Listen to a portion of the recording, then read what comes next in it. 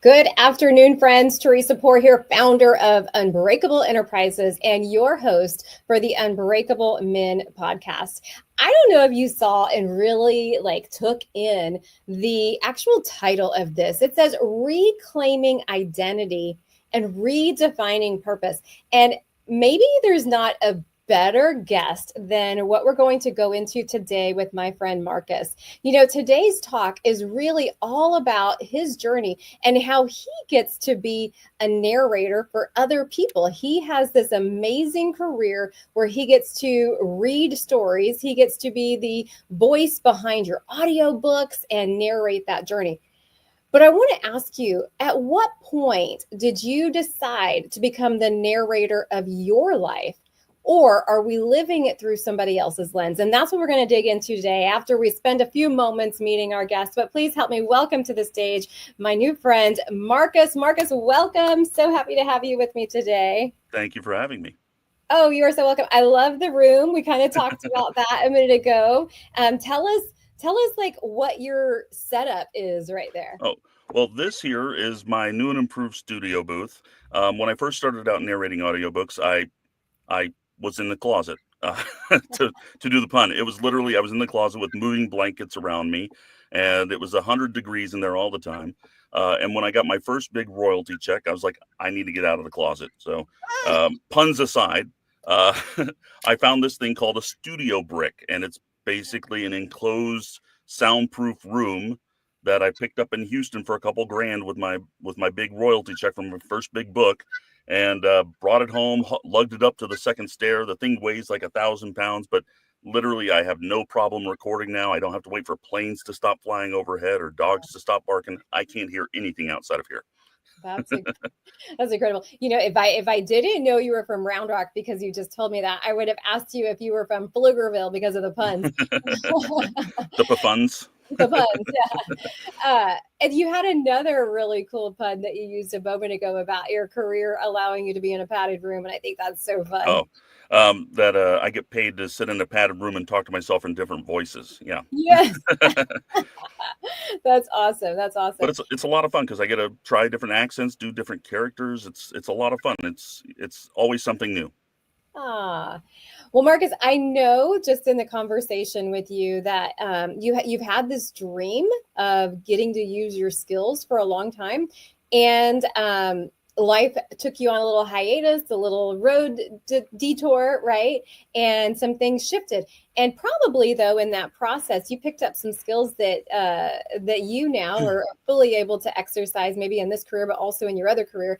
But before we get into that, I would love for you to talk to us a little bit about, who Marcus is, right? We for those of us that get to hear you from an audio perspective, we get to maybe hear a little bit about the different characters that you play, and how you show up in other people's lives as their voice, right? But who are you? Well, to be honest, a lot of my life, I've been the wallflower. I've been the person in the background that really tried to stay hidden. And that's why kind of narration kind of works for me, because I'm hidden. You don't see me, you get to hear me, but that's about it. I'm originally from Missouri, born Independence, home of the Chiefs, go Chiefs. And then I basically lived there for most of my life. I was telling you earlier, I got married. But before that, I was wanting to be an actor. I started acting in high school. I did a lot of performances, a lot of musicals, a lot of background work. I didn't get too many leading roles.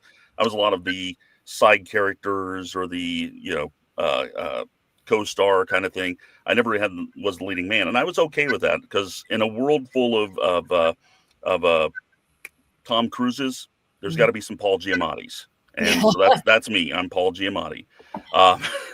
So I'm kind of, you're like, I've seen you in something, but I can't remember. I'm fine with that. I'm fine with that. So I did a lot of theater in high school and when I went to my first year of college, and that was when I got my first starring role. But after I got after I left my first year of college, because money, they wanted money for some reason. Yeah. I said, life happens. It just happens. I met a girl, we got married, had some kids. And, I started doing the 9 to 5 kind of work, security work. I started working for AT&T as a phone person. So that's where this whole talking started. Because I would sit there for 8 hours a day talking to people on the phone, trying to sell things, Sure. And then my son was diagnosed with cystic fibrosis. And that's when I was like, okay, everything that I've wanted to do with my life from now on has to be put on hold, because I've got to make sure he and the rest of my family are taken care of. So that's when I joined the military, because they had medical care for my son, and he thrived and got the medical care he needed. Originally I was just going to do my 4 years and just get out and kind of thing, but I kind of just stayed. It just stuck with me. I had a lot of fun being in the military, which is weird to hear, but I was there for 16 years. I did 3 deployments to Iraq. And then I was medically retired 4 years shy of my actual retirement. Wow. They're like, you're too broke. We can't use you anymore. So we're going to get rid of you. Wow. So that's when I got out and I went to work. And since then, I've been working in different industries. The aeronautical industry. I actually worked for a company that built rockets for NASA and Boeing. And then I went on to work for a company that recycled wind blades off wind farms. I just picked up different jobs in logistics and supply chain, which is what I did in the military. Didn't really think much about it. And I also didn't go back to my roots of what I wanted to do, because ever since I joined the military, my family, my kids, my wife, I was the provider. That's all I was. In my mindset, that's all I was a provider. And I was okay with that. That's what I wanted. Because growing up, my father left when I was 3, and I wanted to be a father that I never had. And so that's kind of what as long as I provided for my family, gave them everything they needed, I was doing my job. Yeah. And so that's pretty much. Oh, and then just recently, I was working as an independent contractor, and the problem with independent contracting work is you only get paid when you work. Apparently, they don't want to pay you when you're not working. So at the end of a contract, if you're waiting 2-3 months for the next contract, you're living off your own money, so you're not getting paid. So that's when I decided to become a high school teacher. And so got my certification, get to teach at the same school as my daughter in the last 2 years of her education, last 2 years of any of my kids' education. I get to be there with her every day. So it's a joy for me. That's so rewarding. There's so many pieces of your life that we can kind of go into. Right. But first and foremost, I'm a father and a provider. And that's the role that I feel was one of the more important things in my life. Yeah. Well, and you can tell that. I mean, just listening to your story. And first and foremost, I want to say thank you for your service. Thanks.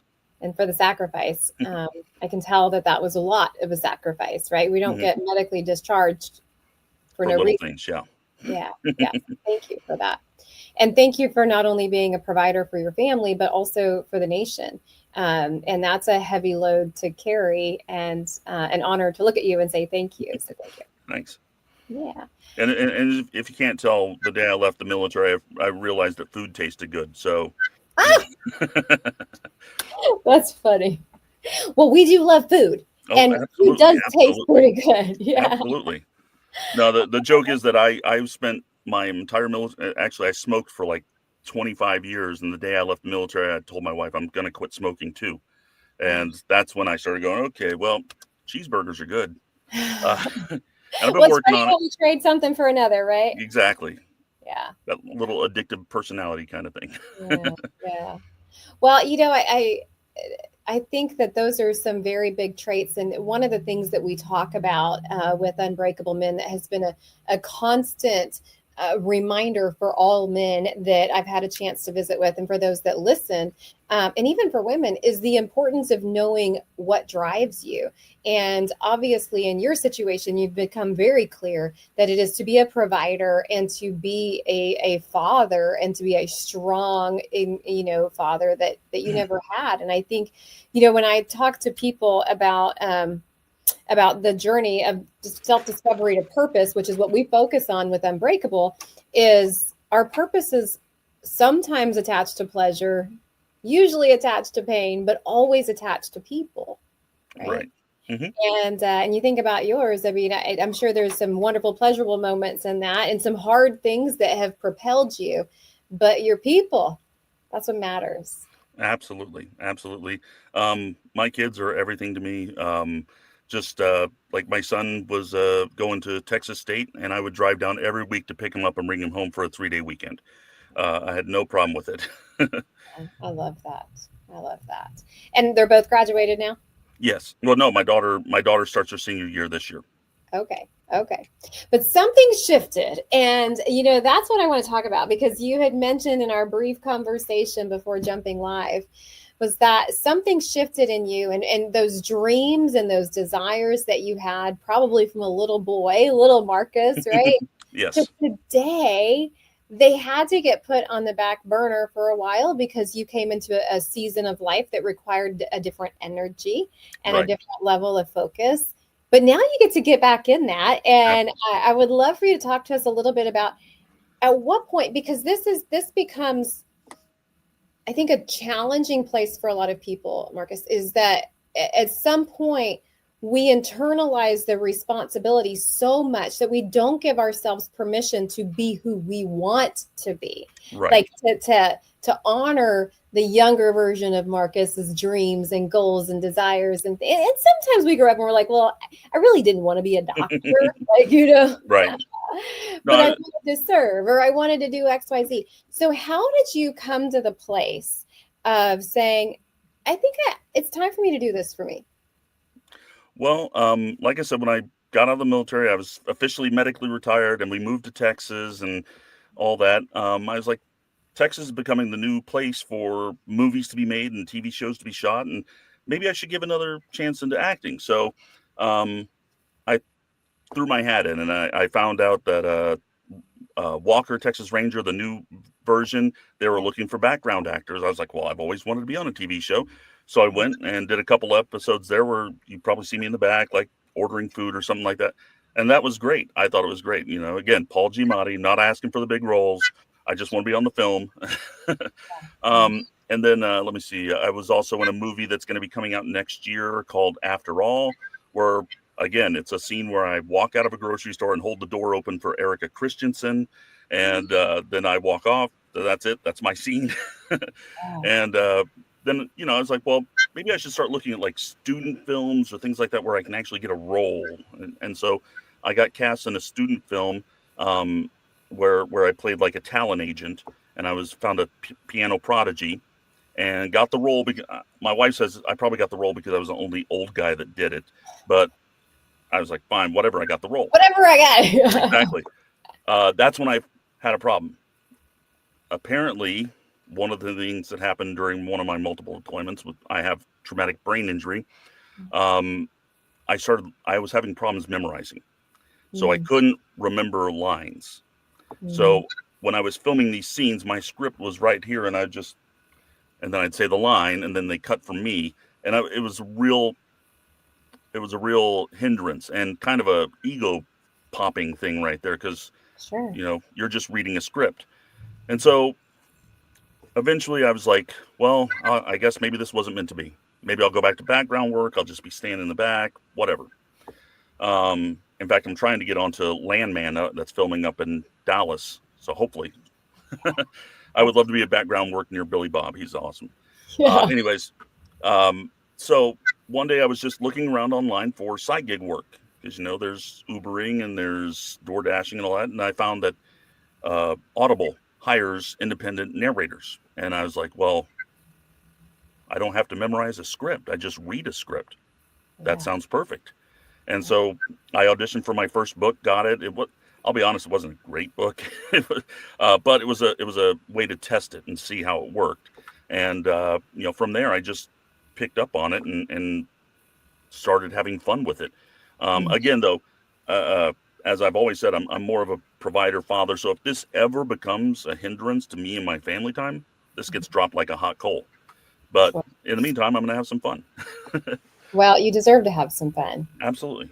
Yeah. And you deserve to be the leading role. Well, I'm all the roles in these. Yeah.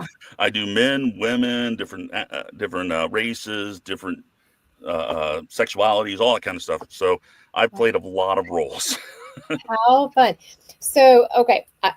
I do like to go deep on some of these conversations, so we will get there. But first, I want to play for a minute because I think this is super fun. But tell us a little bit about, okay, what are you learning as you're literally in the minds of all these people? Because you're not just reading it to absorb it, like this is a self-help book and I want to be, or this is a learning book for this XY. Like you're doing it and you have to internalize it.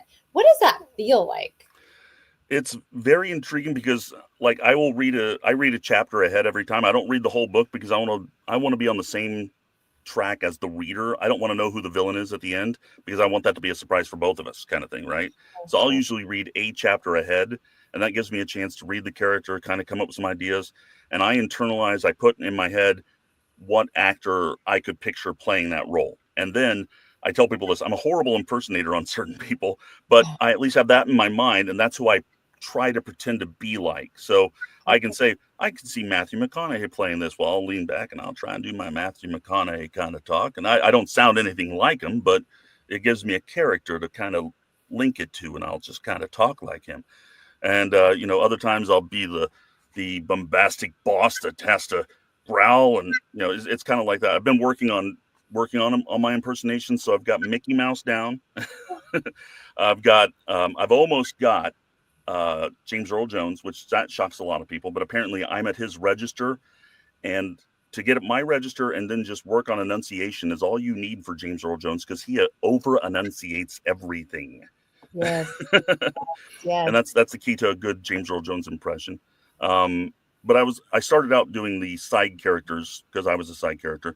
A lot of people don't remember Slowpoke Rodriguez. He was Speedy's cousin. I used to do him. I didn't like Speedy. I liked Slowpoke because, he carried a gun. But anyways, this is Texas, so we have to like our guns, right? That's right. That's right. So yeah, Slowpoke Rodriguez was kind of the catalyst because I sounded on point with him. And then miraculously, I found out I could do a Mickey Mouse impression. I kind of amuse my students every now and then because we'll have a day where we just get to know each other, kind of thing. And then I'll be like, tell us a secret talent that you have, and they'll tell me their kind of thing. They'll do the eyelid flipping or whatever, yeah. And I'll do my Mickey Mouse voice, and they'll just have laugh their butts off. But yeah, I'm also trying to get not so much into audiobooks, but eventually I'm hoping to steer towards like actual animated work. It would thrill me one day that my kids would be watching some of their anime stuff and they hear my voice, and then not know it. Yes. But that's what I'm working on. So it's getting me a lot of access to other voice acting work, and It's a lot of fun learning this process. It's one of those things, I'm valued for my voice, and they don't see this, so. Well, I would have to argue you're valued for many, many things. I can already feel that. And a lot of times, though, people have access to just, whatever it is that, we all have a gift, whatever it is. And I think it's so smart of you and so wonderful for those who get to enjoy your gift that you stepped into it. Because how sad would that be for somebody not to have your voice? Right. That is true. Actually, my first fiction work, I stepped in for a series when the original narrator, who did the first 4 books, apparently was diagnosed with throat cancer. And they said my voice was the closest to his voice, and they wanted me to finish off the series. And that was my first jumping in and figuring out characters. Sure. And again, it's the fun thing is I try not to. How can I put this? I've had characters with different sexualities, and I've told the author I don't want to be a caricature or a cliche. So I want you to tell me after you hear this if you think this is offensive or if you think it's a little too making fun of, so I can change it because I just want to make sure. So I try not to be too out of this world when I try and play certain characters. Be too flamboyant. Sure. I guess the thing I'm trying to say is I like to bring the characters to life. Yeah. Because it's kind of like I'm part of the story. I'm putting a character to that a reader wouldn't see. Yeah. Yeah.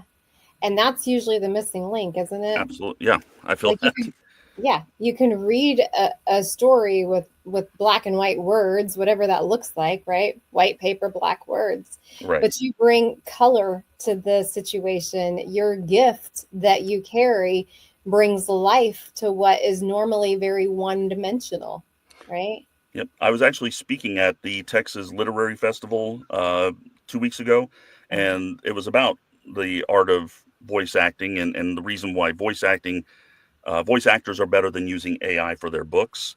And I tell them it's because when people listen to these books, they can tell on the other end it's a live person that's telling them this story, and that feels much more soulful than some robot reading to you, like listening to your Siri or whatever.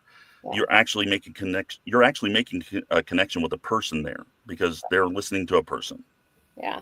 And I think at the end of the day, whether we're experiencing life through a book or we're experiencing it through a live presentation or in a lecture setting or just with your friend next to you, right? Or on a podcast like this, what makes life so sweet is the human and the connection that you have with them. Otherwise, everything is just boring and one-dimensional. Even, I think about some of the books that you probably read that maybe there's this heartbreaking piece to a book, or maybe there's this exhilaration piece or something. Oh yeah. All the highs, all the lows. And I get it because I had this one book that was about a young man in Pflugerville. He wrote a book, and it was a story about him growing up, and his father was very abusive to him and his mother. And when I went through some of those chapters, after I was done, I was like, I'm taking the rest of the night off. I can't do this. I got to take a breath because I got into the story a little too much.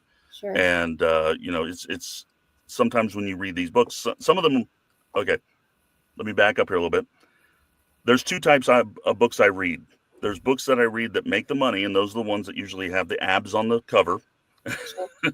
Okay. I used to be a professional romance novel book cover art model, but and then there's the ones I really want to do that are the stories I want to tell. So like there's the story about the man that grew up in all the abuse that he had to go through, everything like that. I just finished a book about 1950 segregation and Klan, all that kind of stuff. Those are the books I want to do. They may not sell a lot, but I want to be the one to tell that story. Wow. So I'll read the thing and I'll be like, I want to tell this story. And so, but I know I'm a realist. I know that the romance novels are the ones that really sell. So that's what I got the big royalty check for. So how fun. So how does that work? Like, you sign up to do this and you audition for each book individually, or how does that work? Well, originally, it starts out with you auditioning for different books. So they'll put a book up on a website, and you go to the website, you read a script, send in an audition tape, and then they decide to choose you or not. But recently, I've been getting picked up by different publishers because they've heard my other books, or I might have an author that's worked with those publishers and has recommended me. So that's off on the side. And basically, I work directly for the publisher and get paid directly from the publisher instead of working for Audible. Yeah. Well, that's probably where the real money is and all that. It is actually. And to be recruited by a publisher, that's a pretty big deal. Oh, yeah, definitely. Again, it was I just finished a book called Bittersweet, which is another series where I came in to fill in after the narrator of the first three books decided he didn't want to do them anymore. Yeah. I came in to do the fourth one. It just got released, and they should be having the new one come out in October. And I'm presuming they're going to approach me about that one, but I'm not a pushy thing about it. I'm like, whenever you need me, I'm here. That's great. Well, I love how the alignment of this path that you're on really honors your personal desire to do the work that you enjoy doing. And it still gives you the freedom and flexibility to be the very present parent that you desire as well. Right. So, I mean, I can only imagine, should you have been the up and coming Marcus Barton, on the red carpet, that might take you away from the things that matter most, which is family time and providing, right? Yeah, and that's the great thing about this is anytime I'm feeling a little pangs of feeling like I'm leaving them behind or anything, I can just walk out this door, go downstairs, my kids are right there. they know they can come up here and knock on the door if they need me. Yeah. So I get to play in the house doing what I want to do, but they're there if they need, I'm here if they need me. That's awesome. That's awesome. Well, and I was thinking about the gift that you bring to the world, and I think about some of the struggles that we all face as humans, and I think particularly as men, as you pick up these responsibilities of provider and shelter, and whatever word that would resonate with your spirit around that responsibility that you own as a man and as a father. I want to ask you, Marcus, as you narrate for all these other people and do this amazing gift that you have, how do you parallel that with being the narrator in your own life? Well, it depends on stories that I tell, that I take certain lessons from. I'll take little bits and pieces and use them in my life, not the ones with the ab models, but the other books that I really want to read. They're usually the stories about the father or the stories about the family and things like that. And I usually kind of chew off a little bit for myself. So when I was doing the story about the young man that was abused, it gave me memories of my sister, who was married to a very abusive man, and memories of having to go and sit with my nephews and nieces while she went to the ER or whatnot. And it just reinforced the fact that I never want that for my kids. I never want them to ever have to experience that or even fathom what that's going to be like. So it's a little something I pull from that, and it reminds me what I grew up in that I don't want them to grow up in. Yeah, I think that is so smart. We talked a little bit about your ability to educate people and to share wisdom, right? To share your experiences and sometimes, relate to the kiddos and the students and all of that. And of course, now you're taking all these life skills that you've acquired throughout your career and military and all that, and you're being able to pour that back in. And I think, when I think about some of the gifts that we're blessed with, and I believe that God gives us these gifts specifically for two reasons. One of those gifts is the gift of wisdom, which can only come, like, I can't just say, here, Marcus, have wisdom, right? Right. Wisdom is only actualized, right? Like, you have to go through experiences to acquire that gift called wisdom. Absolutely. And the other gift that we have, you just nailed it on the head, is the gift called memory, right? To be able to go back. And I think that's one of the most wonderful things about people, just like that gentleman you're speaking of, where he wrote those things out in a book, and how you now have the ability to take that and internalize it to a place where you have this memory. And sometimes, we don't have those life-altering moments all day, every day, thank God, but what we do have access to is to tap into the power of memory, so that keeps us charred and keeps us focused on the 2 or 3 things that are the most important to you. Absolutely. Yeah. We always do that. When I became a high school teacher, I teach the kids based off things that happened to me in my life and how to avoid them, because, different kinds of scams, dealing with bankruptcy. I've been through all that. So I have no problem bringing it up, using myself as an example to the kids so that they know what to avoid. And hopefully it works. Hopefully they learn from it. So I would have to guess, and maybe I'm off, but I would have to guess that maybe one of your third values is transparency. Yeah, I'm pretty open about everything. I mean, I'm an open book. I sometimes share too much, to be honest. That's just me. I'm normally a wallflower until I'm approached, and then I'm all over you and I want to talk. Yeah. Well, I'm glad that you come to life in those moments, because what you have to share is gold. And when we hold in, I say gold, it's light, right? And it's life. And I think that is so powerful. It doesn't matter necessarily what hat we have on or what role that we've been cast for. What we have inside of us is a huge gift. And however you choose to express it is powerful. And that's when you get to shine your true light and be that leading role in this world. Right. I mean, just like you're everything I've seen of you, you're this beaming person. You're just smiling and happy, and you're what I'd like to be someday, but I can't be that all the time. If I'm not on camera or talking with people, I'm literally on charging mode. I'm just Sure. Look, that's just how I we am. all have to be charged, right? Yeah. Yes. I just require a longer charge. But no, people like you fascinate me because I can't comprehend how you're able to do, be the person you are all the time. You have something inside you that's moving you like this, something I wish someday I'll have, but I'm so enamored by the fact that you have that charge. Well, thank you. And I'll tell you, and one of my core values is transparency as well. So I have that kindred connection here. Um, but I will tell you that until I surrendered the outcome of my life and just said, hey, God, whatever you want from me, this is what I will be. Until I did that, I wasn't charged.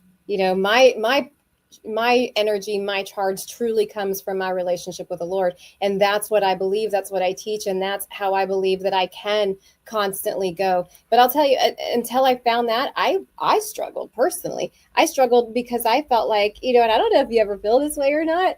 Hopefully not very often, but I used to feel this all the time, Marcus, is that I was living in imposter syndrome. There was something that I knew I wanted to be, but something was holding me back. Mm-hmm. And it's because I didn't let my core value of transparency be fully exposed because I was afraid that if I shared too much, somebody might not like me. Right. Absolutely. We all have those traps. Or once they start talking to you and they stop talking to you, you're like, did I say something wrong? Yeah. And I think when I initially wrote the thing, wasn't raised in a religious household. The whole core of my religious upbringing was basically I was in Section 8 housing, and the local Christian church would come and pick us up and take us to Vacation Bible School, and they give us food and they'd take care of us. And I was like, these are incredible people to just come get these kids off the street and take them and feed them. That's what I was thinking as a kid. That's how I was, they're feeding me and giving me candy and stuff like this. And I just got to listen to some stories about, this guy making fishes and bread and stuff. And so my family was kind of, we weren't as close as most families. It was my mom and 7 kids. So we pretty much, as long as we didn't bring the cops to the door, she didn't care what we did. We were on it. We were free range kids. And so I didn't grow up in that, but I knew that the Christian lifestyle, the Christian life set, the rules that you go by that guide your life, that was something I wanted in my life. I wanted to do that. I wanted to be kind to other people, do things, treat others like I want to be treated. As simple as smiling at people when I, just walk past a stranger, I'll give them a smile just because that's something that you can do for free. I mean, come on. And it brightens their day. I know it brightens my day when somebody smiles back. It just is. And, so that's, and you'll never hear me ever criticize somebody about their faith because that's something I'm so impressed that you have that. And I wish someday I could get that. But in the back of my head, I have that mindset where I've been hit in the back of the knee so many times in my life that it's kind of like, when do I get to see it? When is it going to materialize in front of me? Like when my oldest son passed away, that was a night that was very hard for me. And just clubbed me in the back of the knees, just another step down. And then, finding out that the military was going to be like, kick me out, another kick to the back of the knees. And it was just, you keep getting beaten. I'm still holding out hope that moment's going to happen, that come to Jesus moment, literally, that's going to happen where, because my wife, she was raised in in a Christian kind of family. And, we could never really, she was more into it than me, to be honest. She knew Bible verses. She knew prayers. I just knew that Christians really took care of each other. And I wanted to be one of those type of people. I want to take care of my fellow people. And, but I'm hoping someday, something's going to happen where I'll feel like finally something's going to go my way. Yeah. So maybe I'll get the big contract for the next audiobook, and that will be, taking me out of poverty and all that kind of stuff. But You no, know, what I learned in the journey is having a relationship with Christ and having my faith didn't exempt me from hard. In fact, some of the hardest moments that we had in our life, and I'm talking in the last 5 years and probably in the season that you and I had connected, I was on my face because of pain, things that were unspeakable. But what my faith gave me, and maybe this is something that you can lean to as well, is my faith gave me that no matter what I did face, I wasn't facing it alone. And because even the Bible tells us, Marcus, we're in this world, but we're not of this world. And there are going to be things that we face. But what I found personally is that even in those hard moments, and I can't even imagine the pain of losing a child. I had the pain of having a child seriously hurt in a very ugly, mean, bad way. But I can't comprehend that pain, and I couldn't even imagine the ability to empathize with you. And I hope I don't have to. But I do know this, that even in the midst of whatever pain I did face, I wasn't alone. And I know the God that I serve wouldn't want you to be alone walking through it either. Because whether or not you've had that Jesus encounter yet, you are fully loved, fully seen, and fully held in everything you walk through. Well, like I said, I hope someday my mind will get around it. Yeah. Well, I will tell you that one of the best books to read is the Bible. I actually sat down and I got James Earl Jones's reading the King James version of the Bible, and I started listening to it. I was like, I'm nowhere in this guy's league, because he was just spouting out names like that, and I'm like, I can't do this. But no, it's absolutely true. I have read several portions. I'm a piecemealer, so I'll read pieces here, pieces there. But it's been a long time, and hopefully someday I'll get back on that horse. Well, maybe I just need to go back to Vacation Bible School. Hey, that would be a great place to start. And it sounds like you already have a leadership heart. And so they better watch out, because you might jump in and start teaching the story. And I bet it would be fun. Actually, I think you would probably be one of the most fun Vacation Bible School teachers that has ever existed. It'll be another notch in my resume right there. Well, I will say, if you were curious about which books to read, I would start with Matthew, Mark, Luke, and John. Because that's where you find the come to Jesus. That's where you see Jesus come to life. Okay. Yeah. Matthew, Mark, Luke, and John. I'll remember. I'll have to remember Luke and John, but Matthew and Mark's easy because my name's Mark and my brother's name is Matthew. All of my brothers had biblical names. My mother was kind of religious, but all of us have a biblical name and a TV name, because my dad was not religious, but he liked TV. So I almost had a TV name. My dad wanted to call me Corinne, and it was from a TV show. I don't remember, Cheers or something like that. I don't remember. Oh yeah. I think that's right. Corinne. Why is it? Oh man, that's gonna bug me now. I'm gonna look it up when I get off this. You'll have to send it to me. But I'm glad that didn't work, because the name that actually I got was Theresa, and that means harvester. And so I'm so grateful that I get to be used in that capacity. Well, see, my middle name is the biblical name, and that's Daniel. And my TV name is Marcus, because my dad liked Marcus Welby, MD. Yeah. Well, then I think the book you need to start with is the book of Daniel. Okay. That's a good one. Yeah. You'll see how God used his voice, and maybe he wants to use yours too. Maybe I'll have to look into that. Yeah. Get myself out of the lion's den. There you go. So many puns. I love it. Well, Marcus, if you can't crack a dad joke, what's the point of being a dad, right? Yes, and apparently moms aren't funny. No, you're there to put the rules down. We're supposed to flaunt the rules and make fun of you and be the Ryan Reynolds kind of dad. Oh my gosh. Well, Marcus, thank you for sharing your joy, your wisdom, and your gift, your absolute gift with us today. I'm glad that you found an interesting and beautiful way for you to express the desires of that little boy's heart. And thank you for being unbreakable. Thank you very much. You're welcome. We will talk soon, my friend. Absolutely. Give me just a moment. We'll talk soon. Sure.